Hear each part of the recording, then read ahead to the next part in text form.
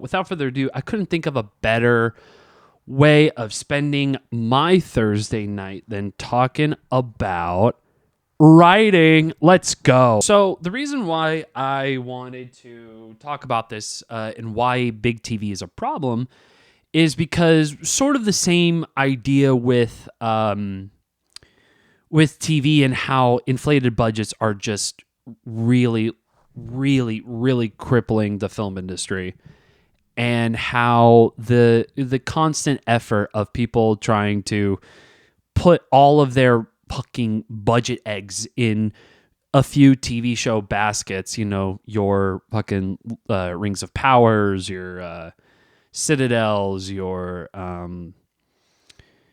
what's another crazy ass show that's like super, but you know what I mean, Stranger Things, all those shows, right? Pretty much all of these studios have just focused on very few shows and having the dumbest fucking budgets. You know what I mean?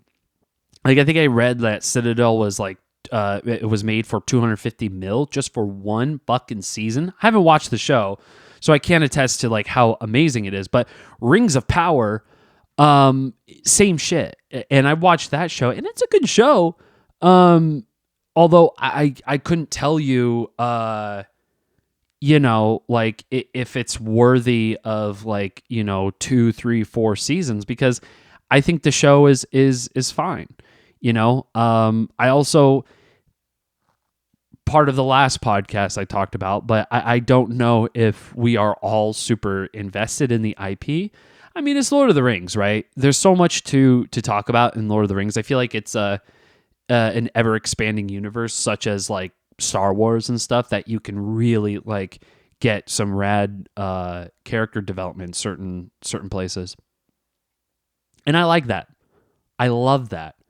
But the problem is that with all of these studio focused single budget shows that are just so fucking inflated, it's not even funny, tends to feel like there could be so much more potential in terms of these shows.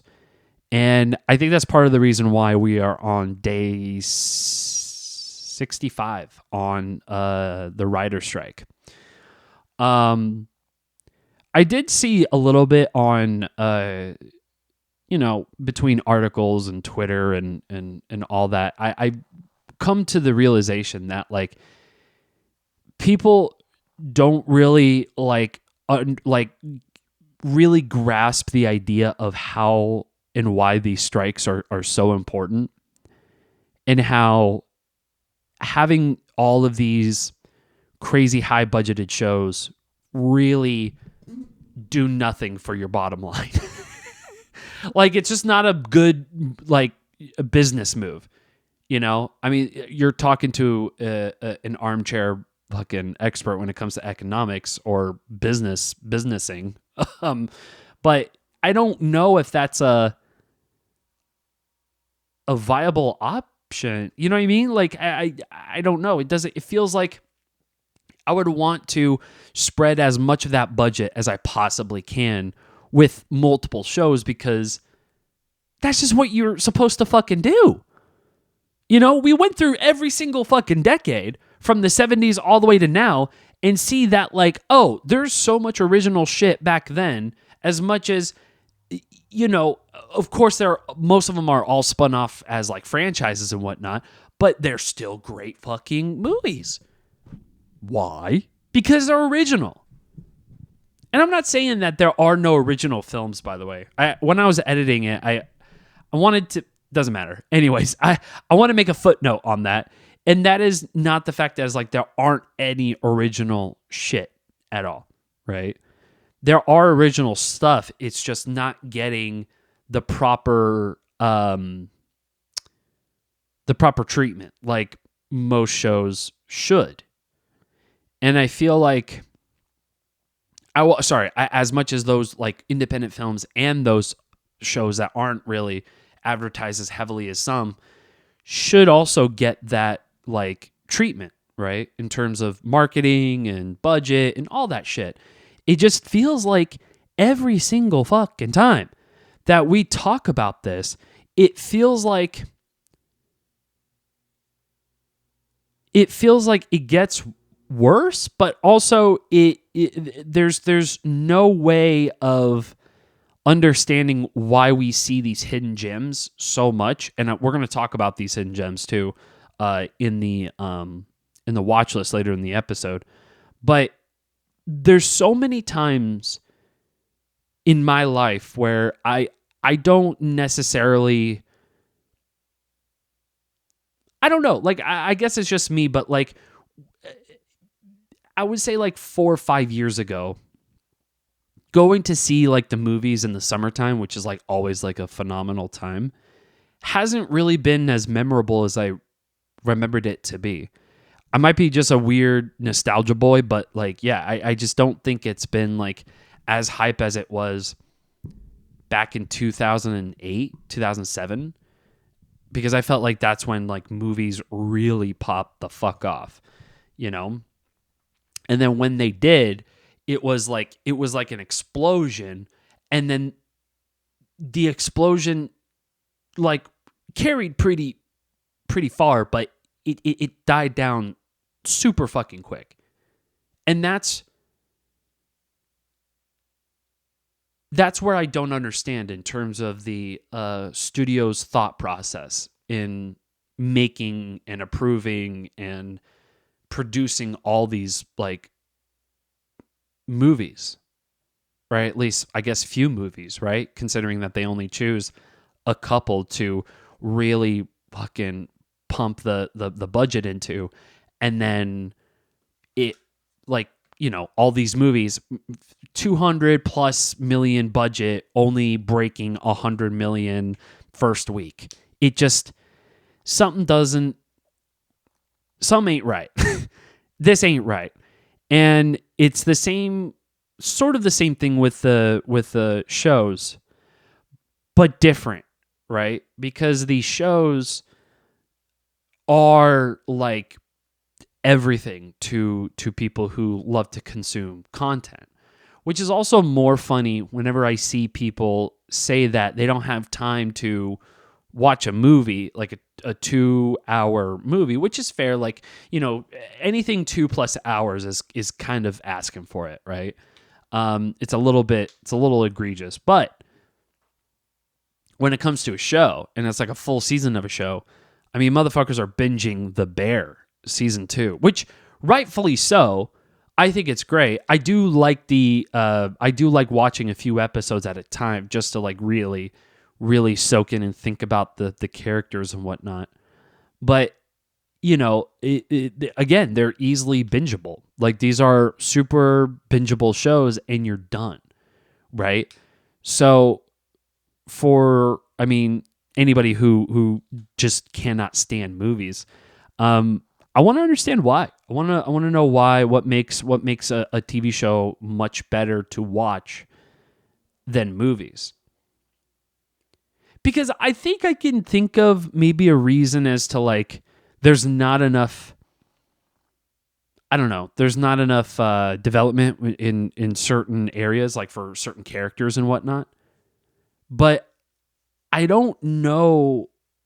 I don't know. I feel like there's so much more potential for shows than there are movies, because there's an 8 to 10 episode arc, and then, you know, you got your you got your seasons that are just so fucking chock full of like good shit that you're just engaged every single episode. Now, do all these shows do that? Not really.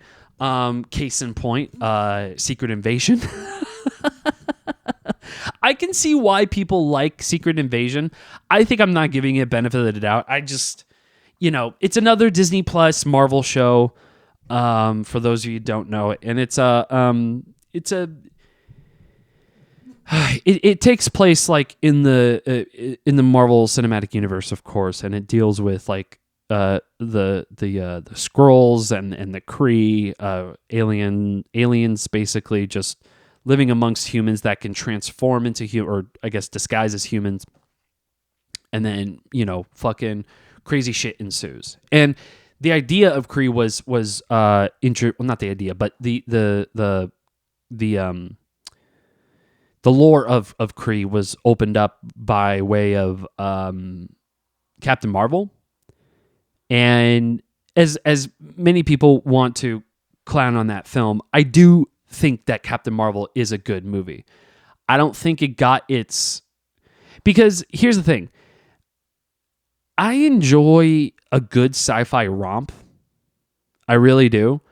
And I feel like Captain Marvel is a good sci-fi romp. I don't know how else to say it. I do enjoy it. I know people love to clown on me about that, but I enjoyed it, and I love the introduction of her best friend, which then that best friend had a child who was Monica Rambeau, and then Monica Rambeau is in WandaVision, and basically helped Scarlet Witch, and then they're all gonna converge in the Marvels later in the year, which is cool. I'm excited for, right?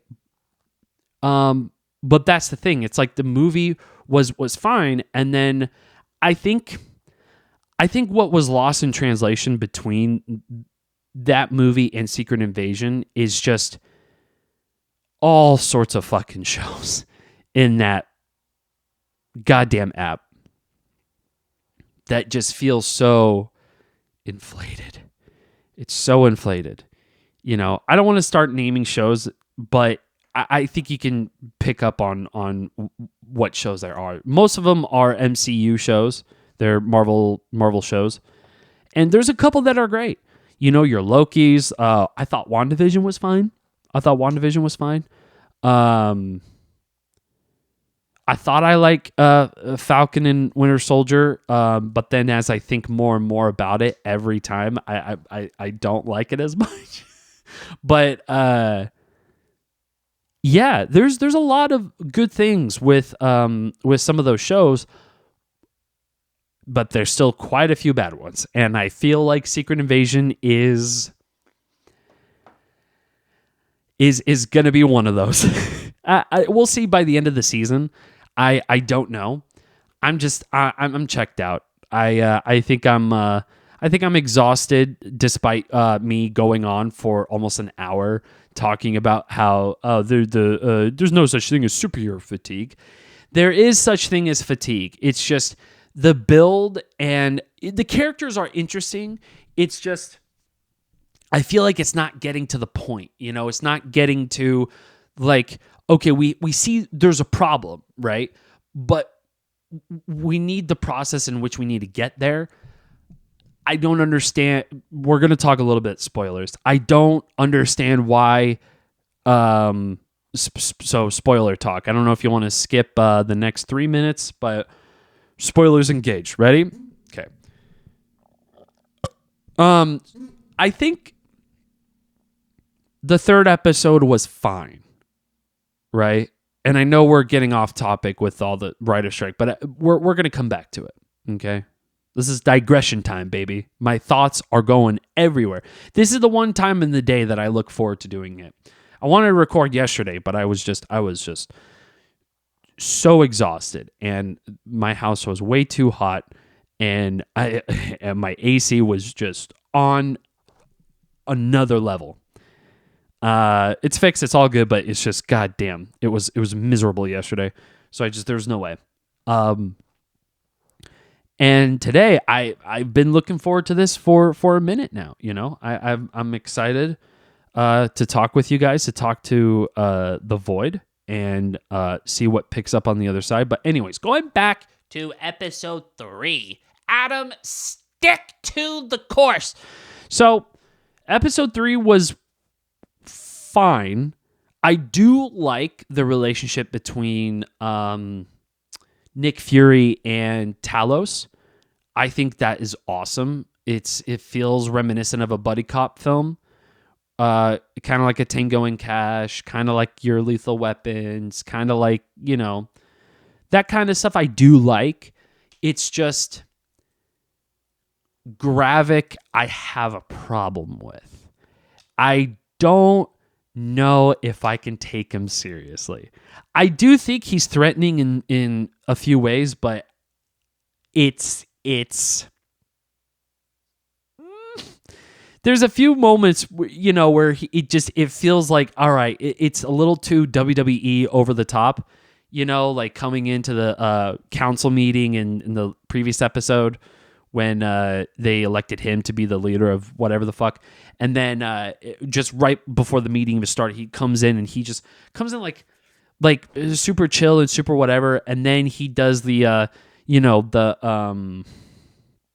Philip Seymour Hoffman in Mission Impossible 3, where he just like fucking goes off and slams the table and shit and just gets aggressive for like a brief moment and then goes back to like, very cool, very collective kind of, villain, which, I mean, yeah, I don't know. I guess I don't know what to expect from any of these villains anymore with MCU. Graphic just feels goofy. He just feels a little goofy. My MCU comic book consumption has only gone as far as Spider-Man, Captain America, specifically the Ed Brubaker run was Winter Soldier, and there's a few, Punisher with a couple of maybe one run.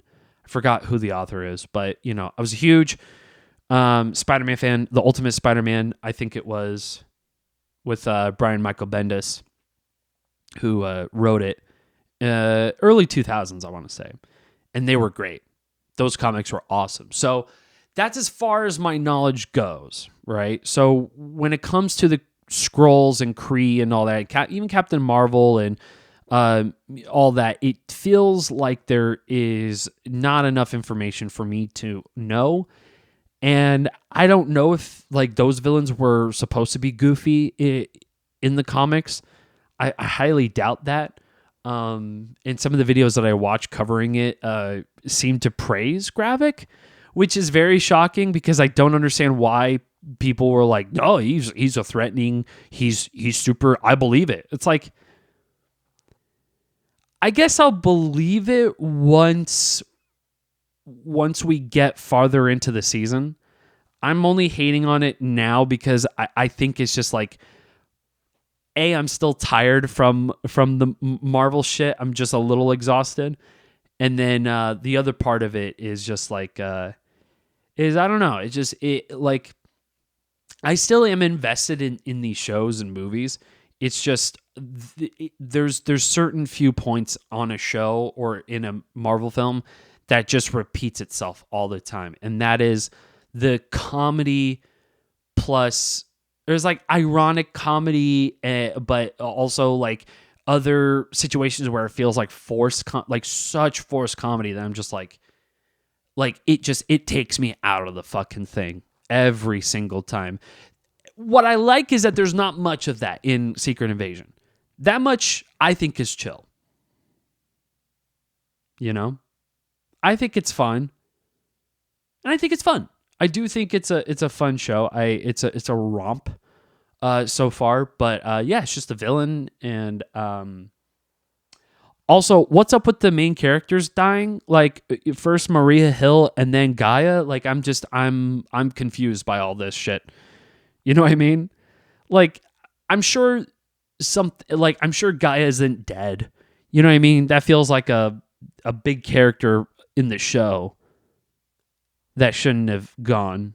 And I think I read somewhere where it was kind of spoiled that like the actress or the actor is like in another episode in the future, which, womp womp, but it's just the thing with Maria Hill. I'm still like, was that death justified? I don't think so. I don't think so. I mean, yeah, we've been through 4 Avengers films, and I think 3 of them we've seen Maria in. Oh no, 2 actually, because she was blipped out with Fury, right? No, she wasn't. But I do know that that she was only in a couple of them. And I've always liked her character. So that's why I thought, okay, well, Secret Invasion is going to be a lot of Maria shit. And I'm down. I'm fucking down. Let's go. Gone by the end of the first episode. Just gone. Like, all right. You know, pulling a Ned Stark, fine. Okay. But, I mean, as far as I've seen it, it was not justified. We've only spent half an hour, 40 minutes with the character. I feel like that's definitely not enough for us to really, really soak in that character. Maybe at the end of the season or the end of the show, that might be all right. It just, I don't know. The decision right now, we'll see. Again, we'll see later in the season. But yeah, I don't know. I feel a few of these moments feel definitely weird, but nonetheless, it's still a good time. I do look forward to watching it and stuff like that. But I was also looking forward to watching Mandalorian season 3 every week, and then it fucking let me down worse than the Oakland A's every single season. Like it's like I'm just asking to get hurt sometimes when I watch some of this shit. And I still will, again, I'm still going to, be watching it because I'm always a Marvel boy, I do love me my comics and shit. They're fun. They're a good time. But yeah, that's that with Secret Invasion. So, but that's my point though with big TV, right? Is like, I feel like there are not enough content to be out there because of this instance with the writer strike. You're not going to come to the table to an agreement with these writers who put in so much goddamn fucking work. Because if you guys have seen my first podcast, which if you have, I'm so sorry. But I got into it with that script, and writing is really fucking hard. It's so difficult. I read a quote, I think it's like from Phoebe Waller-Bridge, and she said that like 90% of writing is just procrastinating, and the 10% is actually like putting in the work, which at first I was like, nah, I don't know if I agree with that. But after I wrote the script, it felt definitely like that. It's just like, it's me staring at a blank screen, and yeah, it still is work, but at the same time, it's just, you feel like shit every single time you leave the computer, and you just, you go outside, you take a walk, and you're just like, fuck, I don't know if this script is going to work out. And I felt like that for years. And so imagine writing on a TV show, and it's not critically acclaimed, or you need to turn in your pages, or there's a deadline, and it feels like you're not putting in, like, it feels like you're putting in all your effort, but it doesn't feel enough. And that's where I feel like I still need improvement now. And that is like, I got to know when to just say, all right, it's fine. It's fine. Let's just leave it, and let's just have people talk about it, and then they'll give us the notes, and they'll give us the proper feedback that we need. But it's scary because every time you read it, it's like you nitpick the tiniest fucking thing, and then you go back again and you're like, man, I don't even know if any of this works. Fuck it, Command all, fucking delete, start over. No. God, can you imagine? It's writing almost 100 pages, and you're like, you know what? Fuck this. Control, Alt, delete. No redo. No undo. So writing is hard, and I can't imagine going 65 days without working as much as writers need to be working in order to survive. And I'm sure like a lot of them have like side hustles and stuff, but like it's kind of like, I mean, I don't know if that's the cause of it with the WGA. I don't think so, but it's sort of the reason why it's kind of like the Austin film industry, where there are no jobs happening right now, and it's kind of normal around this time of the year, because it is just abnormally hot during this time, and to film anything in this weather is like asking for torture. So usually stuff doesn't come through here. However, I do DD mega do, and I have definitely worked maybe not as much as like, you know, the fall or the spring or whatever, but I do work a couple of jobs, and they were pretty fucking miserable. I mean, well, some of them were. A lot of them aren't. Some of them are. You know, working in the art department, you're always like you're just always moving shit. You know, you're always like moving furniture. You're switching shit around. Fixing stuff, a lot of fixing stuff. And yeah, I mean, it's cool. It's just, it's a lot. And right now it's kind of dried up, and a lot of people, especially in this community, are feeling it. They're feeling it. And it sucks. But I mean, you know, especially for me, and I'm sure for a lot of people, you know, it like work helps with the mental health, especially doing the shit that you love doing, which is partially why I started this podcast. Because I mean, I still work, but of course you only can get so much, right? And doing this podcast is something I look forward to, although I get paid nothing. Sponsor Adamus Chase. Please reach out, AdamusChase@gmail. AdamusChasePod@gmail. Okay. And we see this almost apply to every single industry. And I talked about this with a buddy of mine, and it's every single industry is volatile.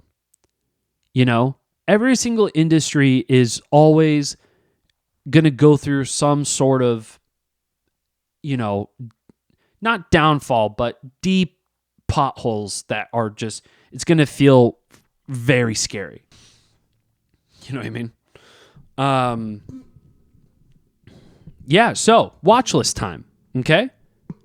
First movie we're gonna start off with is Buckaroo Banzai. Okay. Now, The Adventures of Buckaroo Banzai Across the Eighth Dimension. And let me tell you something. I never have ever heard of this film. I've heard of the name Buckaroo Banzai for sure, but I never have seen a trailer. I never seen a frame of it.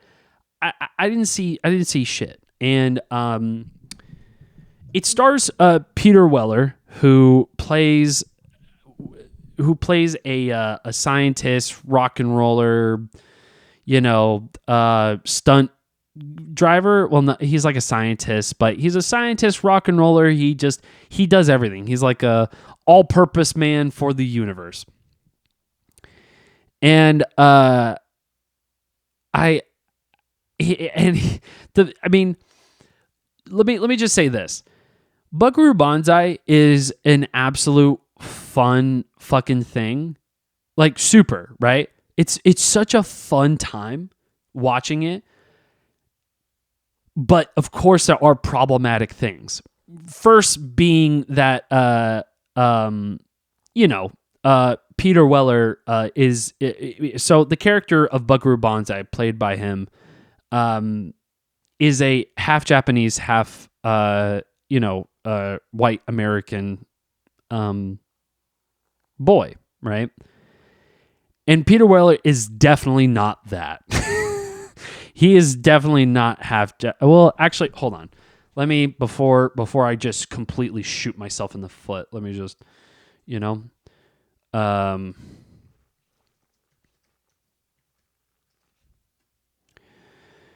Yeah, see, he's English, German, French, and Irish, all of the white.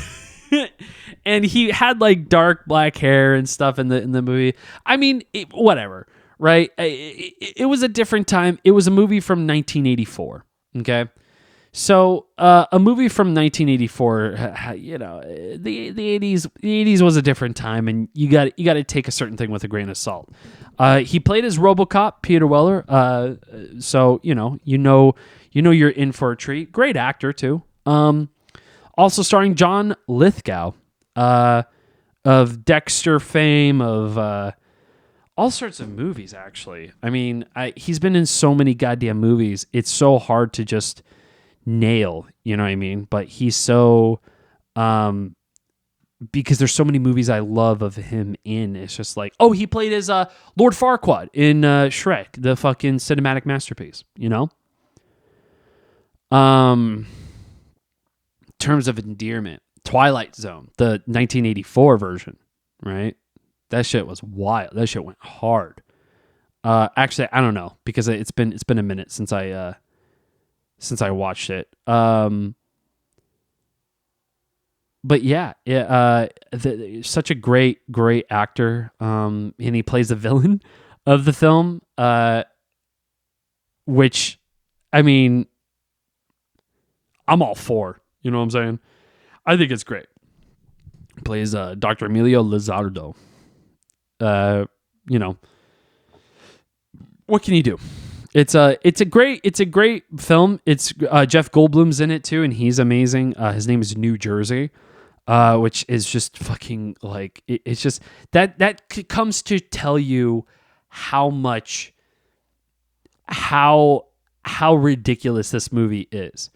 Right. And I feel like the movie was supposed to be bigger than what it was, which I don't know if it really got like critical acclaim other than that it branched out into like, I think like video games and movies and whatnot.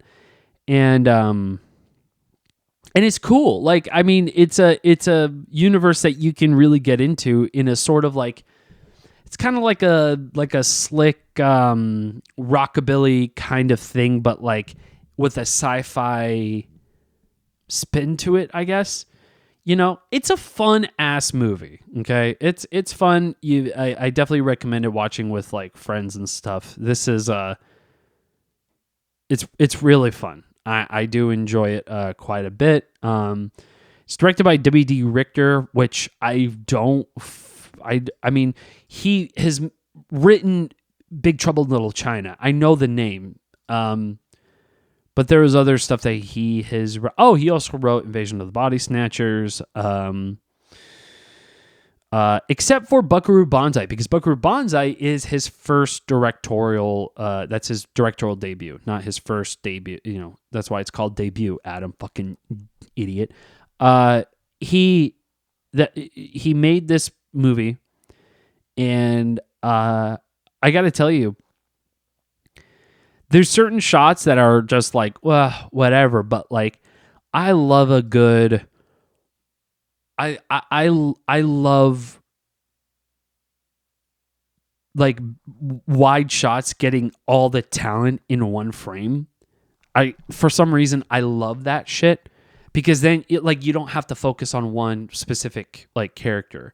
Whereas like and rightfully so, a lot of movies choose to do like close-ups, especially when people have like like a 2-person dialogue, even though there are more people in the room. It's easier to do the close-ups, especially for the audience who can't really, I guess, I don't know.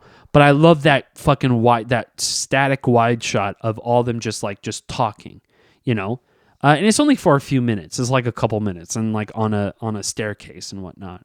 But it's just simple little shit like that I love so much. So shout out W.D. Richter, who made Buckaroo Banzai. Great. Again, it's a fun time. Christopher Lloyd, Doc fucking Brown, is in it. Doc fucking Brown is in it, and he plays an alien, which is rad. So I don't want to go too much into spoilers and whatnot, despite, I'm sure people are like, well, you already did, so what's the point? But I don't know. You want to know something? Okay, yeah, a digression time. Here we go. Spoilers are kind of they're innocuous. Because here's why. A lot of times when people share spoilers, it's more time than not. It's like if they want to really be mean about it, like you can drop like some crazy ass spoilers, but when people get mad, even in the first episode of this podcast, I was very scared of mentioning the name of my script manipulator because I thought it was like, well, I don't want to give away everything. It's like, it's a fucking title. Relax. You know, a lot of people don't like watching trailers, which is understandable. They don't like, I didn't watch a trailer for Buckaroo Banzai, and I'm so glad I did. I just went in it blind and just, you know, came through on the other side just loving the movie, which probably should be experienced more. But I do enjoy a trailer every once in a while, you know, except the problem is that trailers do spoil a lot. I just think that it's so fucking ridiculous to act like saying a title or who the characters are or what their journey is going to be. You know, it's not spoiling it because you're not ruining what the end result of that experience is going to be. And also, I mean, nothing against, you know, friends and people who get into a movie that they love watching, but more times than not, they explain shit like how they explain things, they go about it in such a weird ass fucking way that you're already dissociating or disengaging in the entire conversation to begin with, because it's just like, it's like any movie, or at least any good movie, it becomes long and convoluted. And you feel like, well, it's just like, it's good because there's this and there's that. And then you have to be engaged and just go, yeah, okay. And you're not going to listen to all of it. You're going to go in and out. You're going to be like, wait, what did he say? He said that word weird. All right, whatever. You know, and you don't remember the last 5 seconds of what they said because of your own intrusive thoughts, you know?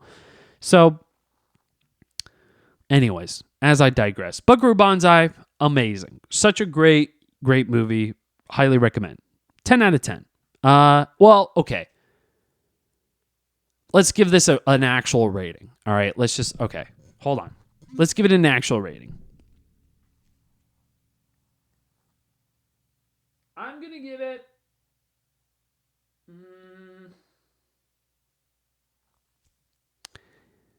I'm going to say...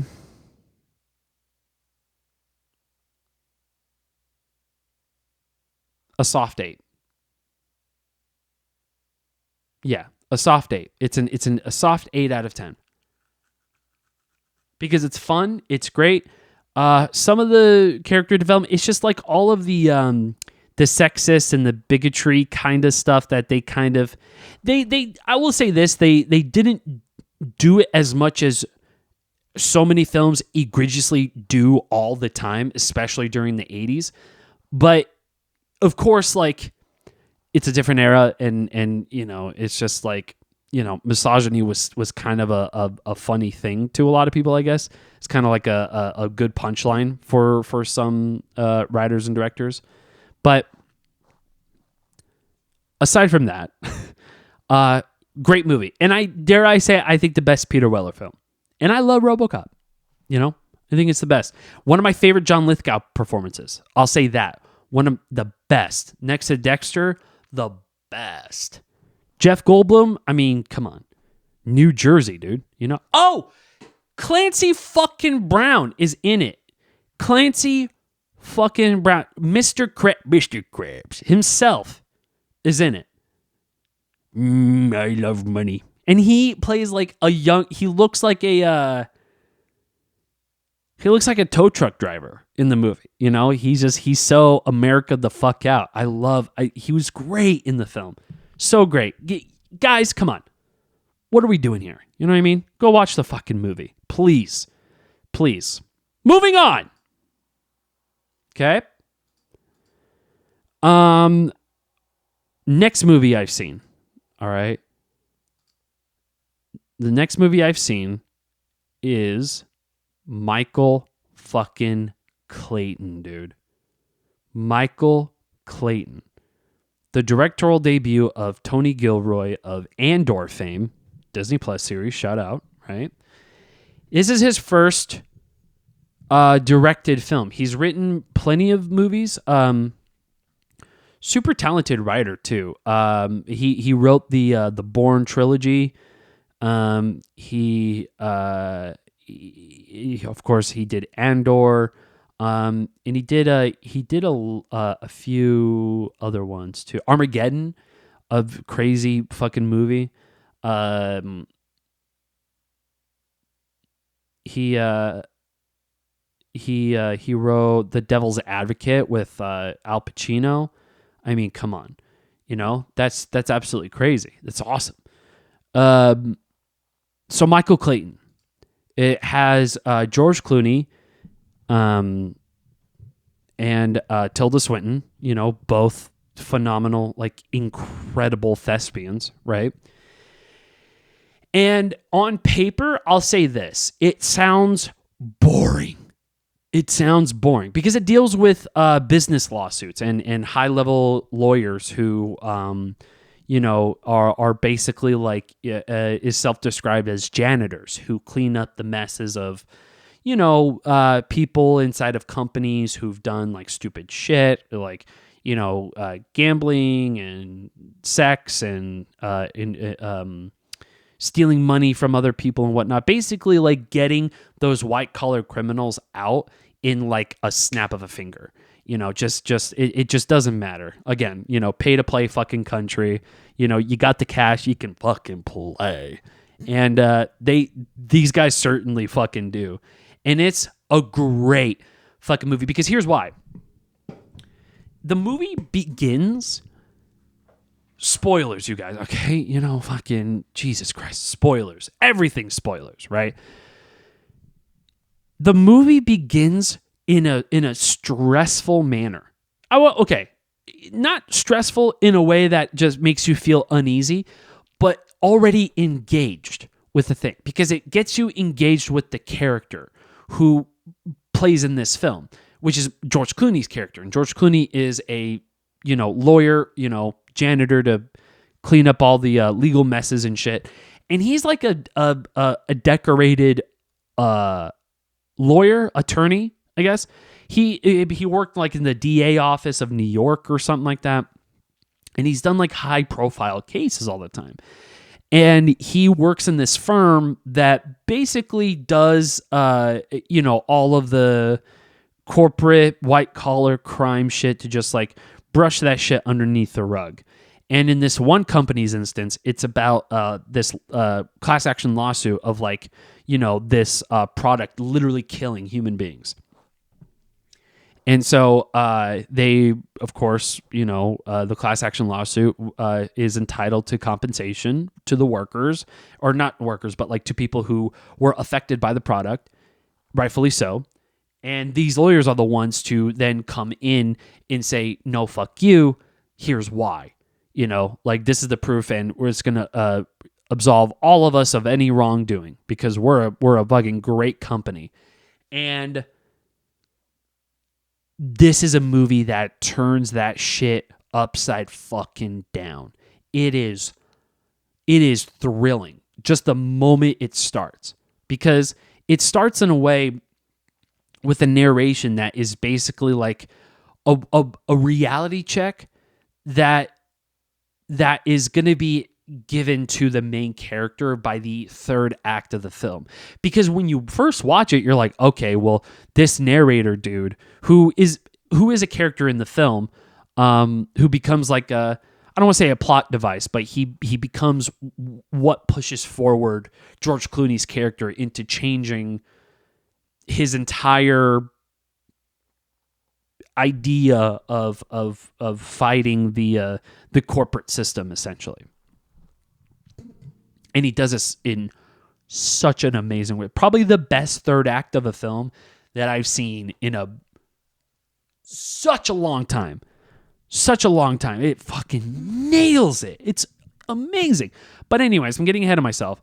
The first 30 minutes establishes everything you fucking need to know about the George Clooney's character, Michael Clayton, and the lawsuit he is representing. And then eventually he was out of that lawsuit and then brought back in by way of his mentor, who also works in the same firm as George Clooney. And he has some crazy dirt on the company they represent or they're fighting for in the class action. So he has all this information and he is just unhinged. He's just out of his fucking mind. They portray him as such. To the point where even George Clooney is just all right, dude, you're my mentor and I respect you and shit like that, but you are just you are unhinged. Take your pills, do whatever you got to do, just fucking get better. And then as the movie progresses, you slowly realize that the bullshit of what the corporate overlords usually do in terms of white collar crime and how they cover that shit up becomes such a painstakingly horrible process that this dude who has all this information, this dirt on the company they're representing, just basically there's a moment where the straw breaks the camel's back and he was like, okay, I'm done. I'm going to come forward with all this stuff. And man, the outcome of that decision and what the third act led into and what George Clooney had to do in picking up the pieces and understanding that he completely fought on the wrong side, which, that side was the one who put him there in the first place, essentially. It was the one that kind of drove him there because there was not much going on in his life other than just work. And so he took up a vice of gambling that, ended up, as most gambling addicts do, coming up short on so much money, to the point where, loan sharks are calling him up and asking to pay. So with that being said, the movie is a masterclass in terms of dialogue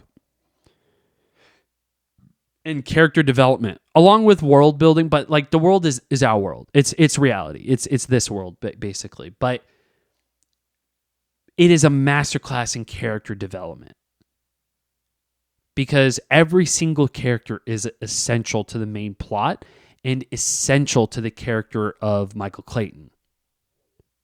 And it is a fucking banger, dude.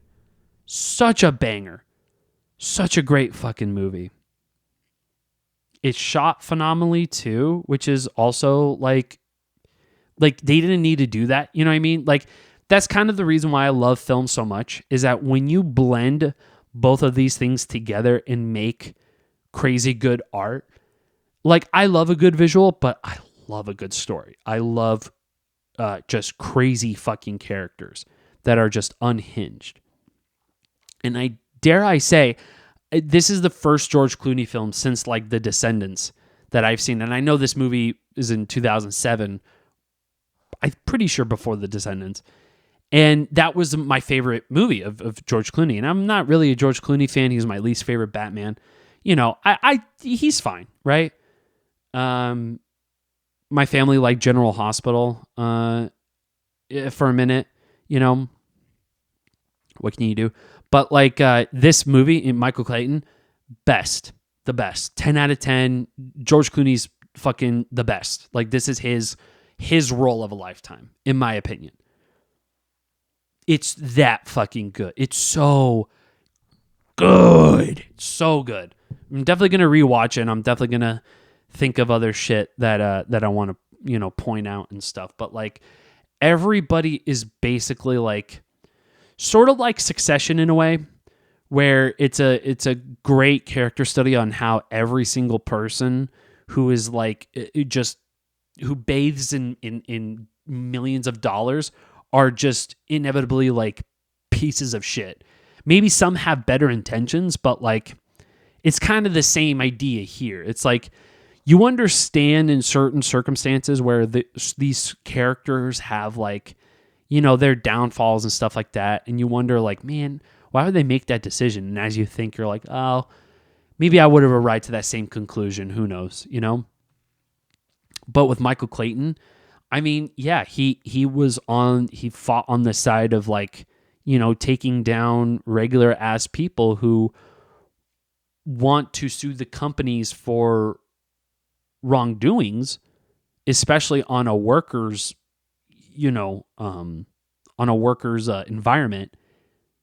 And these guys just completely just demolish these people, which is why like there's so many times where class action lawsuits sometimes just go nowhere because of shit like this, right? You get people like Michael Clayton and other people, which by the way, there are 600 people in the firm. That's the first time I've ever heard of a lawyer firm having 600 lawyers. I mean, what the fuck? Are you guys like the fucking MCU of lawyers? Like, what is happening? Why are there so many goddamn lawyers in one fucking firm? It makes no sense. Like, growing up, I always thought firms, like lawyer firms, were like, the fucking Johnson and Don and Johnson and Marshall Schwartz Goldberg. Like that's like you hear like 5 different last names and then you're like, okay, that's a lawyer's office, that's a lawyer firm for sure. But like, and I know there's different kinds of fine, but like to see a law firm that has like 600 fucking lawyers is crazy. That's like Disneyland, but for lawyers. It just makes no sense. And so I thought that was interesting. And the world of lawyering, in terms of like corporate, corporate trials, specifically class action lawsuits. Man, there's only been a couple that I know about that, but I never really thought much about those class action lawsuits, because because more times than not they go away or they do settle, and it's not as like it doesn't hit as hard as certain other like law. And I'm sure there are class action lawsuits that like activated like sexual harassment laws and stuff like that in courses and training and all that, which does good, doesn't prevent people from doing that shit, but it adds another layer of protection for the workers, which this movie does not benefit for at all. They care about their big millionaires getting out fucking clean, which is crazy, which is why you probably don't see a lot of white collar crime in jail most of the time. You know what I mean? Even former presidents make white collar crimes all the time. It's just a random thing. This isn't a politics podcast, Adam. I know. Okay, sorry. I'm so sorry. I'm done. And actually, speaking of being done, I am done. I'm basically wrapping this shit up.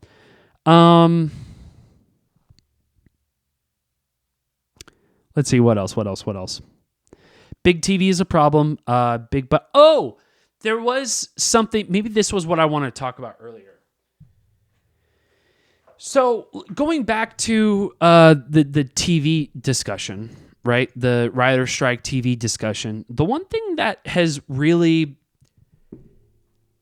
kind of baked my noodle for a minute is the threat of AI that the AMPTP usually, and for those of you who don't know, that's the it's the American, AMPTP, the Alliance of Motion Picture and Television Producers, right? These are the guys who are the middlemen to the studios. I guess not middlemen, they represent those studios, and everything that goes in and out of those, like Netflix, Amazon, Hulu studios. They're the ones who sit down with the WGA every so often to see if they can work out a deal. And since it's been going on for 65 days, I'm sure you can already put together that it's not going great. At least for the AMPTP. I think the writers' strike are doing the right thing in terms of striking and getting the deal that they deserve. Because let's be honest, we want more shows, we want more TV, but like, how can you have any of that shit if you can't have a good grasp on what a salary for a writer should be in order to make it? And for those of you who don't know, there's one story that I talk about a lot with friends who are in the industry. The story, it's the story that I liked reading. I mean, I didn't like it, but like it's one of those things that gives you a pretty good grasp on why the film industry is the way it is. And that is a writer who is on the show The Bear. Before the strike even happened, he went to an award show and he was negative in his bank account. Like he barely had anything, that he couldn't even afford like a fucking suit or like a bow tie to just show up to the event and stuff. And it's such a shame, because so many people, especially in my family, who just think that like you knock on Hollywood's door and they hand you a bag of money to basically make whatever the fuck you want to make, right? Which is 100% not the fucking case. And I know I'm oversimplifying it, but a lot of people think that it is a luxurious life to live as a film industry individual, whether it's a writer, whether it's part of the Teamsters who drive the trucks, or catering, craft services, all the way to actors, the Screen Actors Guild, which they are setting up for a strike probably coming next week, I think, on the 12th. And again, it goes to show that like every single industry has had their huge ups and have really huge downs, big downs, right? And the thing that I don't understand, the biggest thing I do not understand with how these producers threaten writers over with, especially I think in these meetings, maybe not all the time, but it's definitely what a lot of these people talk about. And that is AI, and how AI is going to, take over writing, and it's going to, there's going to be no need to have like a writer's room. All you need is like maybe a showrunner and a story editor, and that's basically it, right? But that's bullshit, ladies and gentlemen. That is absolutely bullshit. There's nothing else to say other than it's bullshit. Why? Because AI, at least in respects to ChatGPT, is an open source AI that is just only collecting data, or I guess in most circumstances, scraping data, right? And it curates it all in one, I guess, coherent like summary of everything that's going on, right? Of like between news and politics and all that shit. And then you can also use it for like anything you can think of that requires information, or, a harvest in the great, huge database that's the internet. ChatGPT does it in a fucking blink of an eye, in a snap of a finger, and it's great, but can it write a script? And yes, it can. It can write a script. The problem is that that's all its useful. That's all its use is just collecting data. So when it regurgitates a script that is, something that you give a prompt to in the ChatGPT, it's not going to give you, at least in my opinion, a story that's going to be worth telling, because there is no human experience when it comes to storytelling like that. and you need human experience. Do you think there's a lot of human experience when it comes to making like, Star Trek or sci-fi films or like post-apocalyptic films? Probably not, but it does require a lot of imagination, and that comes from experience. That comes from emotional trauma of everything, of every single little thing. And I'm not saying trauma in a bad way. I'm also saying trauma in a great way. Maybe not in a great way. All right, that's a bit the human experiences, the good human experiences, and also the bad human experiences, which is the trauma. They both sort of play in the same playground, depending on what kind of characters you use, whatever you're gonna do, right?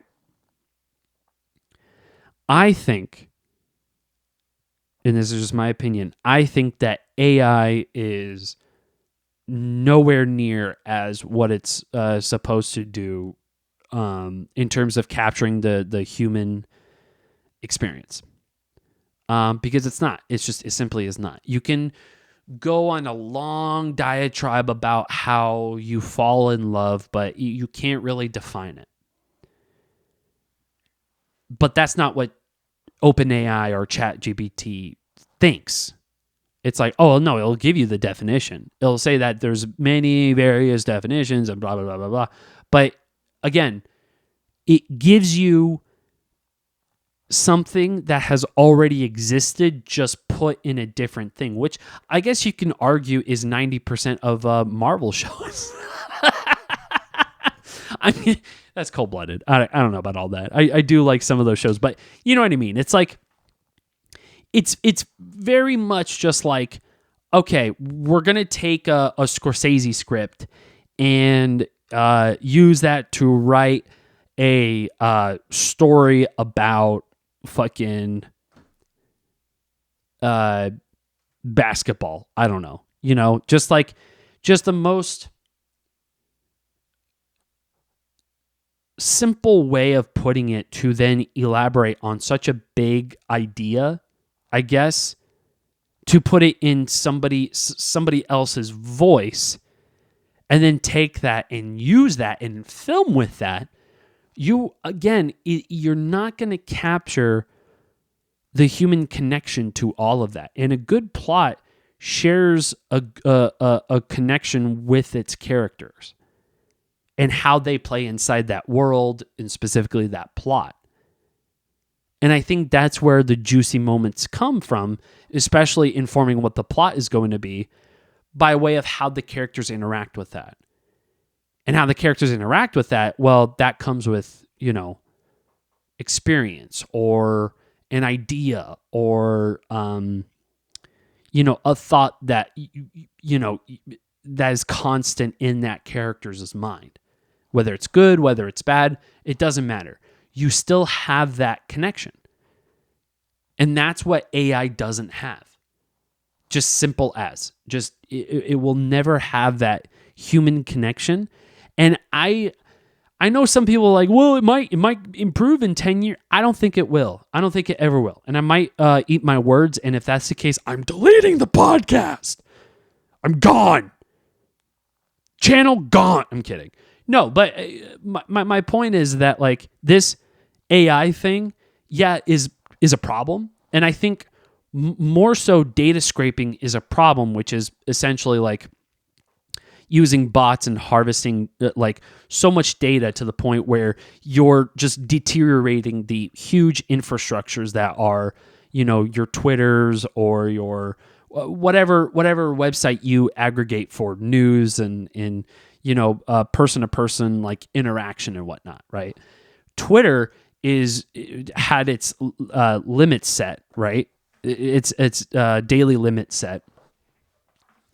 And some people are up in arms about it, and I think rightfully so, just because of the fact that like data scraping apparently is a major fucking problem. Like it is a big problem. And the fact that it's not being talked enough, but more so it's like these news articles don't want to talk about that. They rather talk about how AI is just going to take the center stage of Hollywood, writer strikes and stuff, and the East Coast strikes and whatnot. And it's like, that is all bullshit. That's just, it's basically like another kind of variation of smoke and mirrors, which, yeah, can be a scary thing for sure to think about. It's like, oh man, you mean to tell me that like there won't be any need of like writing a script anymore? All you have to do is just to say like, oh, write a script about, traveling cross country with your buddy, but in the style of Tony Gilroy, who made Michael Clayton. It's like,